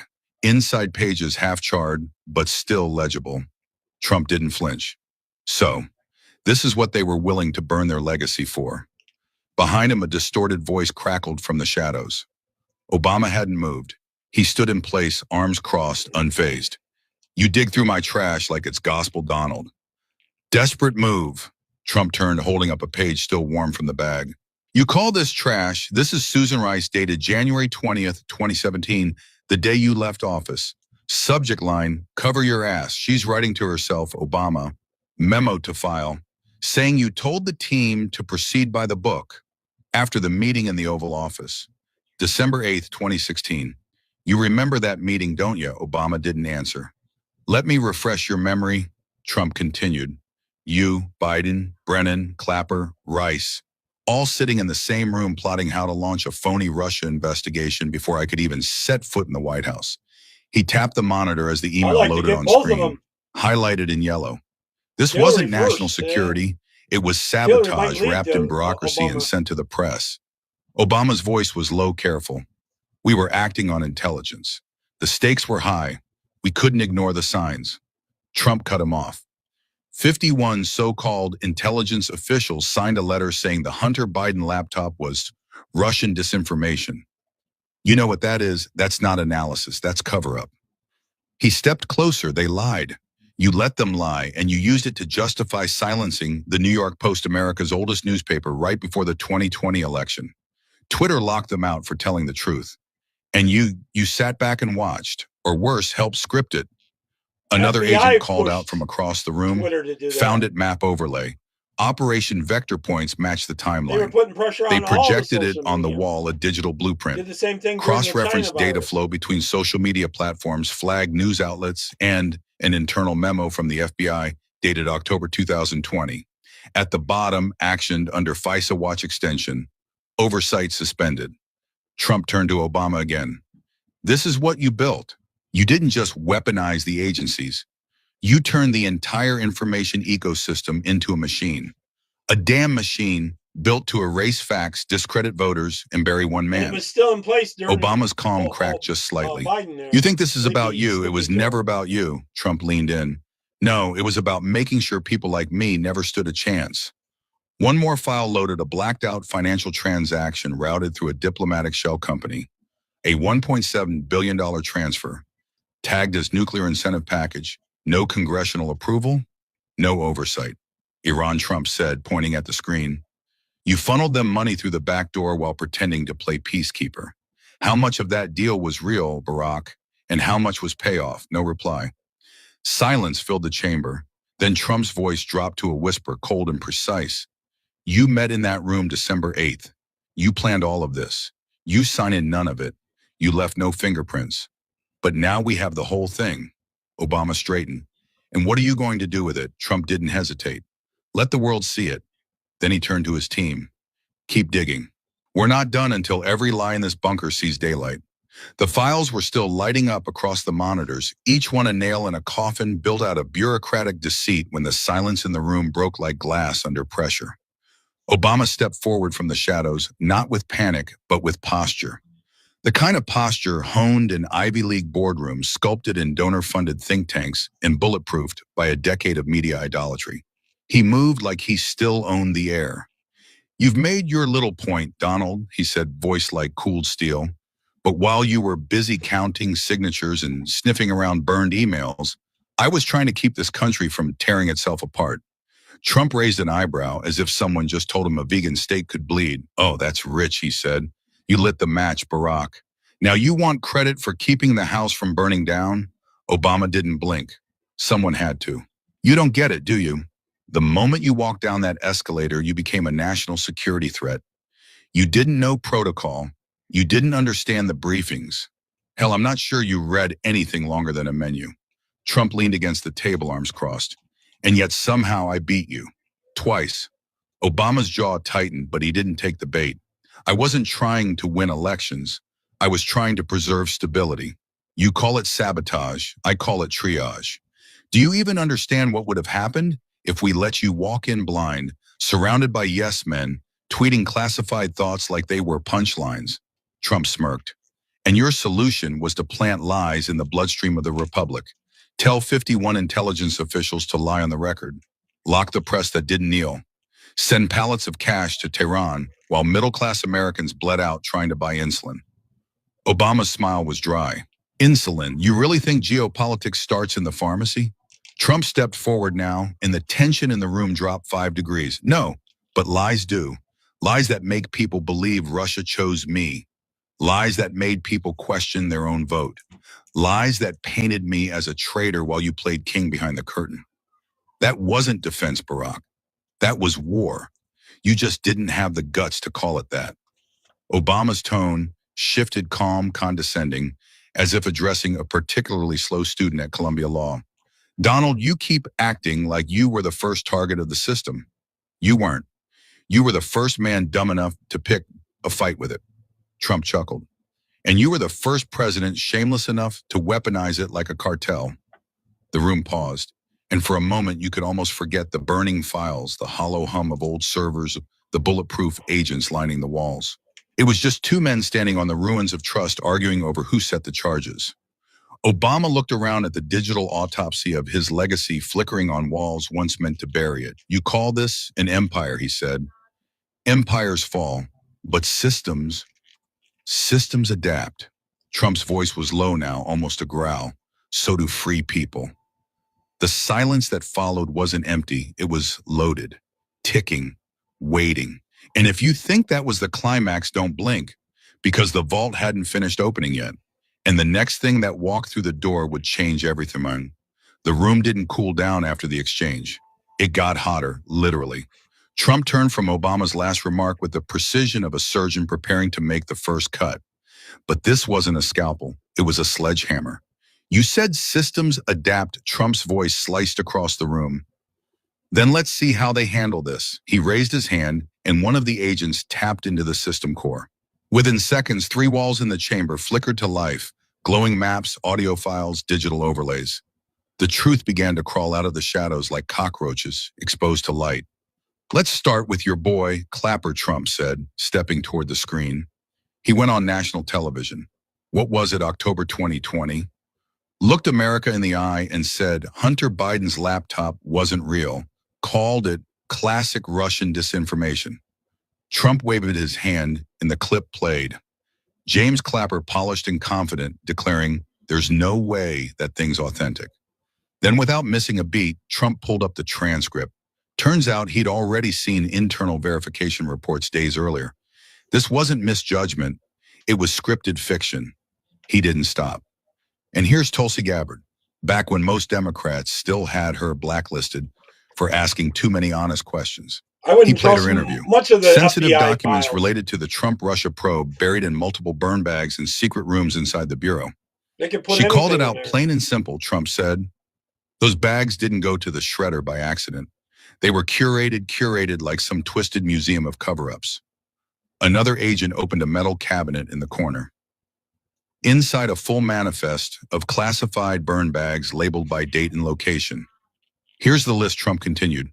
Every bag time-stamped, most from December 2016 to February 2017, all routed through the deep freeze chamber. Room 47, sublevel 3. He jabbed a finger toward the back wall. A blinking red dot lit up on a bunker schematic. You want physical evidence? There's your cold case freezer. And here's what ties it all together.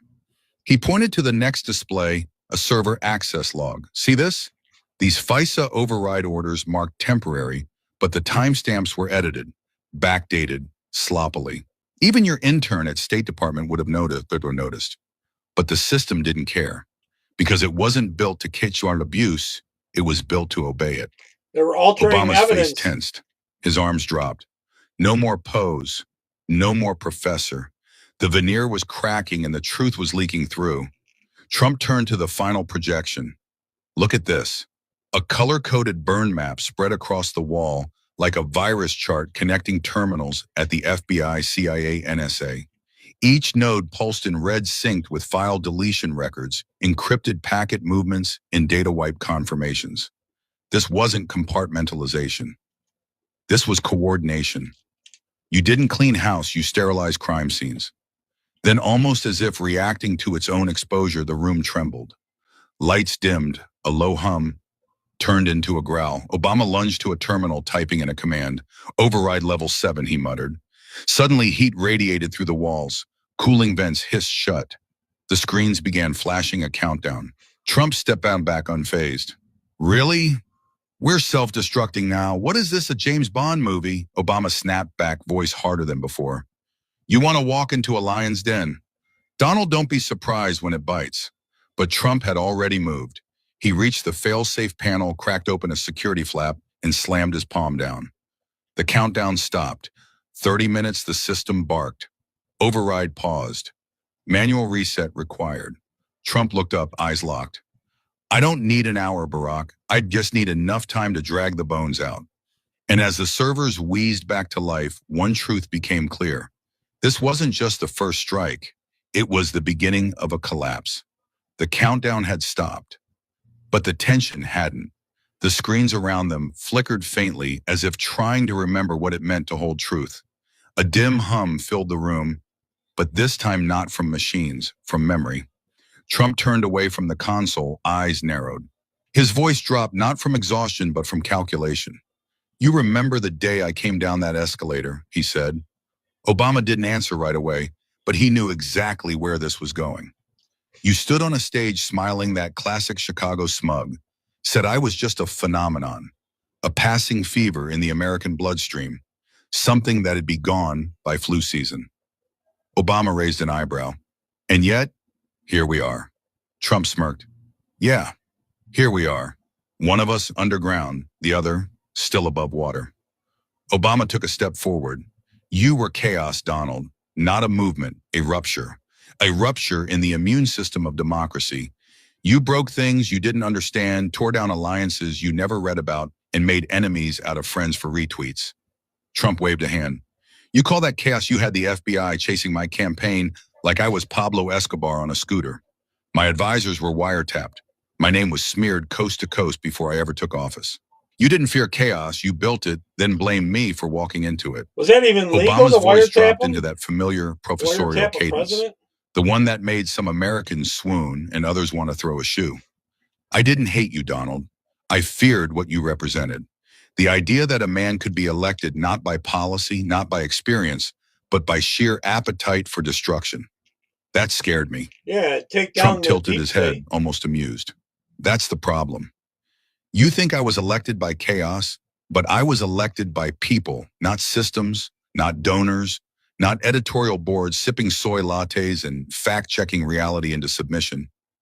People who lost jobs while you signed climate protocols, who buried sons while you signed deals with Iran, who got their banks closed while you got book deals. Handed billions The air around. thickened, not from heat, but from truth colliding midair."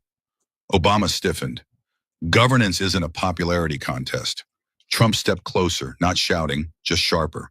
"No, but it is a contract. Between power and pain. You govern from a spreadsheet. I govern from a job site. You saw a nation of numbers. I saw a nation of names, and that's why they picked me, Barack." The silence cracked like a fault line. Obama's face hardened. "A nation without systems is a mob, and a nation without people is a spreadsheet," Trump snapped. "You built your version of America in secret rooms like this one, sealed off from daylight, from voices, from consequences.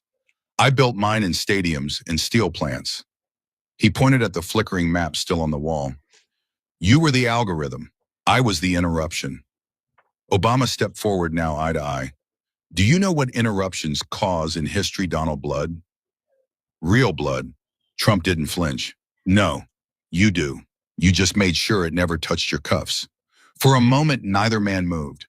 Two visions of America, one built to be managed, the other built to be lived in. The hum in the room spiked again. And behind that hum, another signal was waking up one even they hadn't accounted for. But that was coming next. There are moments in history where the air changes before the weather does. When the atmosphere tightens not from heat or pressure, but from the sheer knowledge that something is about to land that no one in the room is prepared for. This was one of those moments. Just as Trump and Obama stood locked in their clash of world views, one forged in steel mills and rallies, the other in faculty lounges and wiretaps, the faint whir of rotor blades slithered down through the steel beams of the ceiling. Trump paused, glanced upward. Obama's eyes twitched just barely, the kind of twitch only a man trained in optics could see. A crack not in the wall but in the mask. The roof shuddered. The hatch above the war room hissed open like the mouth of a liar caught mid-sentence. And there she was, Tulsi Gabbard. Dressed in the sharp gray uniform of the Office of the Director of National Intelligence, no medals, no flair, just the weight of truth strapped across her back in the form of a hardened black data case. She descended the stairwell, not like a rescuer, but like a reckoning. "You boys done measuring metaphors down here?" she asked, eyes locked on Obama. The room stiffened. Obama exhaled a sharp laugh. "Really, you brought her?" "Damn right I did," Trump said. "She's the only one in this city who still knows the Constitution's not a wine list." Tulsi dropped the case on the metal table. It clanked with finality. 2 years, she said. "That's how long we've been watching this place. Not from above, not from within, from behind. She tapped the case. Every file, every signal, every rerouted packet, every command you thought you buried under 6 layers of clearance and plausible deniability. We didn't just trace it, we recorded it.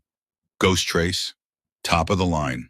And no, before you ask Barack, there's no delete key. Then she popped the case open, revealing a 3-fold secure drive, each segment labeled with clinical precision. Shadow Override, she read, a full-scale campaign to algorithmically suppress opposing voices across social platforms. Flag conservatives. Boost preferred narratives. Rewrite reality one trending topic at a time. Next tab. Clearance override. Overclassification used as legal insulation. We're talking about press suppression orders, backdated authority memos, entire folders marked national security just to protect your ego. Then the final slot. And of course, the money. Wire logs between PACs, shadow foundations, and Hello Tehran. Not diplomacy, not defense, just dollars sanitized, rerouted, laundered through backroom nonprofit shells. She looked up dry. You weren't running a presidency. You were running a shell corporation with a nuclear deterrent. Obama's jaw tensed, but he tried to keep his posture. Careful, Tulsi. You're playing with fire. No, she replied. You built the fire. I just brought the daylight. Trump chuckled low, leaning against the console. You see, Barack, for all your speeches about transparency, your empire couldn't even survive an honest sunrise. Obama's tone sharp and clipped now. You think this is noble, exposing state secrets, undermining trust in institutions? Tulsi snapped. No, I think it's overdue. You spent 8 years treating national security like your personal Pinterest board. Classified this, redacted that, hell. You probably stamped top secret on your Netflix queue. The agents around the room tried not to laugh, but failed. Tulsi stepped closer. You weaponized red tape, overclassified to bury mistakes, and funneled money to regimes that chant death to America while lecturing us about norms and alliances. And then you have the audacity to call yourself the adult in the room. Obama's voice rose for the first time unpolished. You don't know what you're talking about. You're out of your depth, she smiled. Cold. I'm not here to swim, Barack. I'm here to drain. The room pulsed tension like static before a storm. Sure hope so. Trump folded his arms. You feel that? That's not panic, Barack. That's your narrative bleeding out. Obama snapped, turning toward the control terminal. This isn't how this ends. Tulsi stepped in deadpan. No, but it's how it unravels. The lights flickered again. Whatever came next would not be theoretical. Tulsi turned back toward the table, her fingers tapping a command onto the case's control pad. A single cable connected to the central console. The chamber dimmed, then the walls lit up. 3 massive displays came alive, projected across the steel wall like a courtroom built inside a bunker. Trump didn't need to say a word. The images spoke louder than any speech. On the left, a scan of a signed FISA surveillance order. Top left, authorizing agent Barack H. Obama. Middle screen, an internal email sender, John Brennan, subject line. Terminate contingency if DJT wins. And on the right, a wire transfer report, classified diplomatic transfer weapon components shipped via proxy to a third-party partner of Iran. Tulsi looked straight at Obama. Her tone didn't rise. It's sliced. 3 files. 3 questions. She pointed. 1. Why were you authorizing domestic surveillance without court review? And why did your name appear on an override FISA form stamped 3 days before the election? She turned. 2. What is this memo from Brennan? Terminate contingency if Trump wins. Contingency for what? A peaceful transition of power, or the removal of it? Finally, she tapped the 3rd screen. And 3, what part of a disarmament deal involves moving guidance components through a diplomatic black channel to a state still under partial sanctions? Obama's face, once unreadable, was now clearly tight, jaw set, shoulders squared, but not with confidence, with pressure. He stepped forward. Slow, calculated. You've taken fragments and stitched them into a fantasy, he said, voice low taut. Every operation has layers. Every action has reasons. You think you found a pattern, but you're just drawing shapes in the fog. Trump cut in sharp. Fog doesn't sign FISA orders, Barack.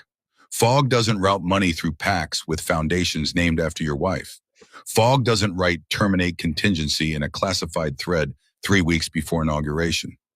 Obama's voice rose not loud but clipped urgent. This is not justice, this is vengeance. You're burning every institution we have just to drag me into the fire with you. Tulsi stepped closer, folding her arms. No, this is sunlight. You're just not used to the burn. The connection flashed live feed, Department of Justice, open channel.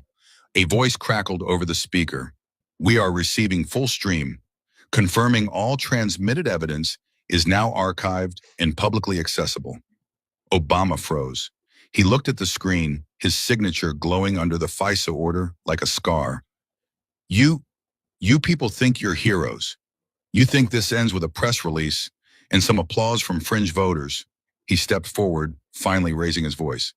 Anger now, not crafted, raw. You think a prison can hold a legacy? You think a courtroom can convict a movement? I built a system. It doesn't disappear just because your hard drive says so. He pointed at Trump. You're just a man, a loud one. They'll silence you again. Trump didn't flinch. He walked forward closer than ever before, eye to eye. No, Barack, I'm not here to silence you. I'm here to let the world hear you without the echo chamber. A long pause. Then Trump said at cold final, we don't need a prison. We just need justice. Obama stared back, breathing heavy, sweat beading above the brow, for the first time not as a symbol, not as a speaker, but as a man, cornered. And this time there was nowhere left to pivot. What came next would not be rhetorical. The room felt colder now, not because the vents returned, but because certainty had arrived. A voice came over the DOJ comm channel, calm, precise, and unforgiving. This is the United States Department of Justice. We are prepared to read formal charges based on evidence received. Case reference, Executive Subversion Protocol, Level 0. Obama stared at the screen's jaw clenched. But this time he didn't speak. There was nothing left to say. The voice continued, Count 1 treason. Conspiring to undermine a sitting president by way of manufactured intelligence, coordinated disinformation, and covert institutional sabotage. In the media, we should go down Count for 2 that abuse too. of government authority, willfully weaponizing federal agencies, including the FBI, DOJ, and CIA for political targeting of opposition candidates. Count 3 destruction of national-grade evidence, ordering the concealment, classification, manipulation, and coordinated destruction of critical documents and digital trails under active investigation. Count 4, unlawful foreign financial engagements, establishing and facilitating financial channels with sanctioned foreign powers outside the authorization of Congress or any diplomatic framework. Tulsi's face remained still. Trump didn't move. The voice concluded, these are federal charges. A U.S. Marshal team is en route. The chamber door behind them opened. 2 agents stepped forward, hands on cuffs. Obama didn't resist. But his eyes were lit with something between fury and prophecy. As they locked the restraints, he turned to Trump. You think you've won. You think this ends with me in chains. Trump didn't answer. You've only broken the mirror, Obama hissed. The reflection, it's everywhere. My shadow sits in every building you walk into, every agency, every university, every microphone, in every studio you think you control. Then calmly he smiled. You can cuff me, but you'll never arrest the idea. Trump finally spoke, cold, clean. Then maybe it's time we stop negotiating near the shadows. They led him away, one step at a time. And for the first time in a very long time, the bunker was quiet. But it wasn't peace, it was the eye of something far from over. The bunker was only the beginning. Trump stood in the center of the room. The walls charred, screens blank, drives wiped. The steel scent of a buried empire still hung in the air. Tulsi stood beside him, arms crossed, eyes heavy. He looked around. No more smoke, just damage. Is it done, he asked. Tulsi shook her head slowly. This was just one bunker, one node. There are dozens more, embedded, dispersed, some in basements, others in boardrooms. Trump nodded but didn't answer. We'll never know He everything. walked toward the exit, past the chair Obama once sat in like a throne, past the table where justice finally arrived without a warrant. As he stepped through the last hatch, the light of dawn touched his face, the first real sunlight this place had seen in years. He didn't squint, he just kept walking. Behind him, Tulsi turned one last time. The system never sleeps, but neither do we. And then the voiceover. Calm, grave, unmistakable, freedom doesn't die. But if no one dares... That's the end of that one. Yeah, I hope you all liked it. Programming note, I should have, well, that's me I'm taking out, and not the other one. I should have, I'm going to be re-streaming Crystal Barbara Myers. She's got a candidate who's running for office on tomorrow, so I'm going to re-stream it to all the platforms. Passing it off to Vivi, Rebel Chicks, and then after that, at 9 comes on Charlie with Country Conservative. Okay, everyone, take care. God bless. Bye-bye. Hopefully see you tomorrow. I'm not sure of the time. Bye-bye.